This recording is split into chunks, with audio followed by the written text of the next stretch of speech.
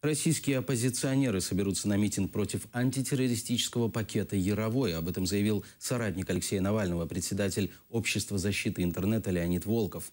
Он уже направил в мэрию Москвы уведомление о проведении 26 июля митинга против антитеррористических законов, предусматривающих введение уголовного наказания за недоносительство и склонение к участию в массовых беспорядках.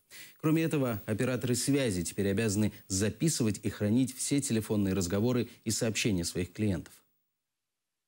Мы, конечно, не ожидаем адекватной реакции, мы не питаем никаких иллюзий относительно состояния умов российской власти. Раз уж они смогли принять маркетичный и практически нереализуемый закон, то вряд ли они вот так вот просто и быстро побегут его отменять.